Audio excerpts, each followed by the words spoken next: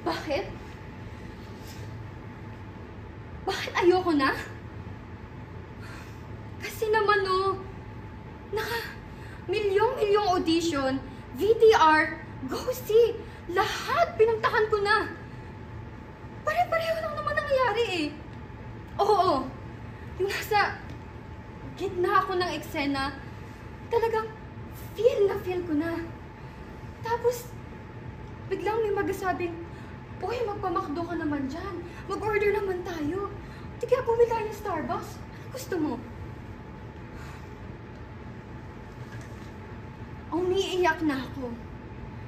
Umiiyak na ako.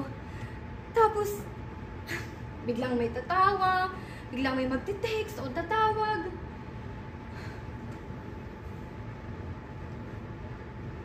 Paglabas ko nga ng audition, feeling ko, parang ang ganda nung nagawa ko.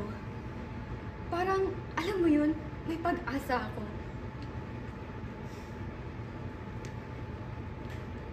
Pero, pagtingin ko sa labas, ang haba-haba ng pila. Sa namin tao mag-audition pa. Pareho-pareho lang naman kaming lahat. Katulad lang din naman kami. Kapay ko rin lang naman. Kasi yun, parang mas maganda sila, mas sexy, baka mas magaling na rin.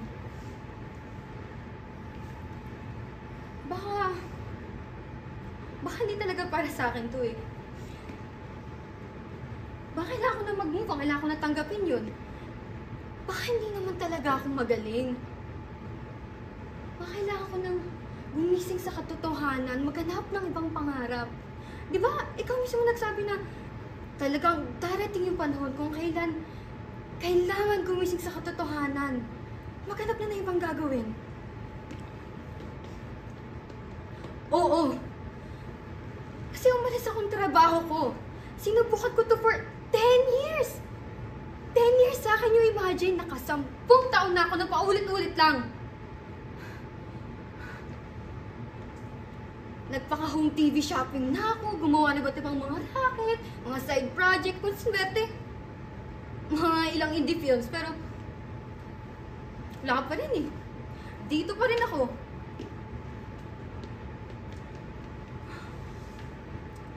Baka time's up. Give up na. Baka kailangan ko na tanggapin yun. Talaga kasi ako magaling eh.